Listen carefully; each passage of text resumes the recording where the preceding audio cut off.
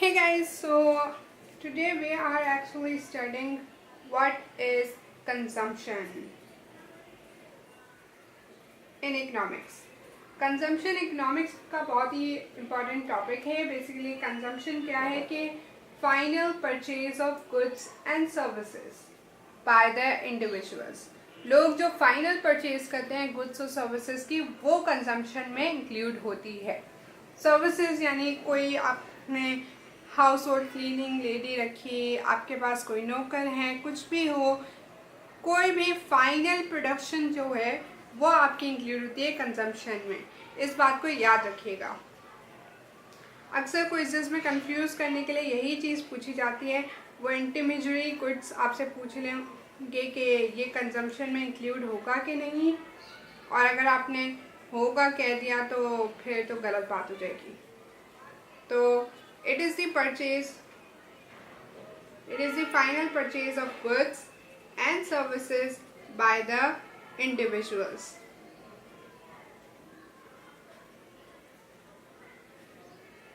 अब मैंने intermediate goods कहा तो आपको कंफ्यूजिंग हो गया होगा, तो मैं बताती हूँ what is intermediate goods. Basically intermediate goods वो हैं जो चीज़ें आप फाइनल गुड्स के प्रोडक्शन में यूज़ करते हैं. एग्जाम्पल ले लें इस मार्कर की. हो सकता है कि इसकी जो मार्कर का ये कवर है वो अलग जगह बना हो, ये कैप अलग जगह बना हो, और इसकी जो अंदर की निडल और इंक है वो अलग जगह.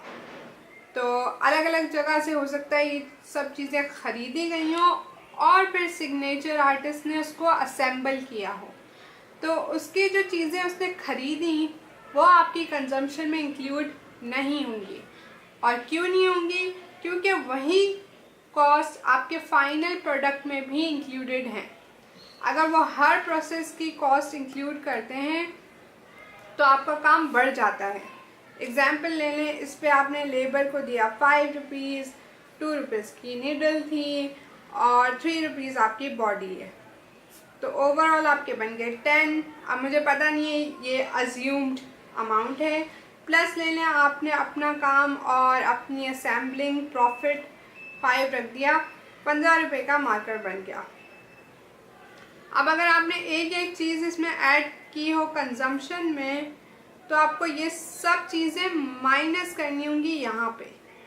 लेकिन अगर आप फाइनल गुड्स को कर देते हैं तो आपके पास ये सारी कंफ्यूजन ख़त्म हो जाती है. चाहे कितने की भी उसने लिए हो, कहीं से भी लिया हो, कुछ भी लिया हो, आपने बस फाइनल को कंजम्पशन में ऐड कर देना है. तो ये सारे आपके इंटरमीडिएट गुड्स हो गए जो आपने यूज़ किए या ख़रीदे आपके फाइनल गुड्स बनाने के लिए. और फाइनल गुड्स वो हैं जो आपके कंज्यूमर्स खरीद के यूज़ कर सकते हैं. कंज्यूमर्स और कस्टमर्स जो खरीदते हैं.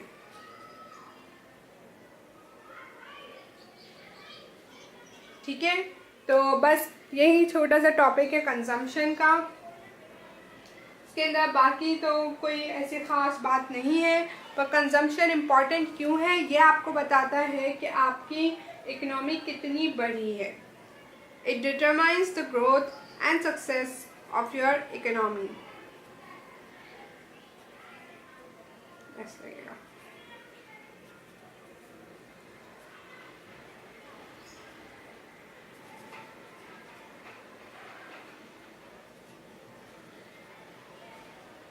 कैसे? जब आपकी कंजम्पशन ज़्यादा होगी, यानी आपकी मार्केट बढ़ी है, आपके फाइनल गुड्स ज़्यादा हुए हैं, आपके कंज्यूमर्स के पास ज़्यादा पैसे आए, तभी वो चीज़ें ख़रीद रहे हैं. और अगर लोग ज़्यादा खरीदेंगे तो बिजनेसेस बढ़ेंगे तो एम्प्लॉयमेंट बढ़ेगी. तो कंजम्पशन आपकी जितनी बढ़ती है उतनी आपको पता चलता है कि आपकी ग्रोथ इकोनॉमी की कितनी हुई है, कितनी सक्सेस हो रही है आपकी इकोनॉमी की.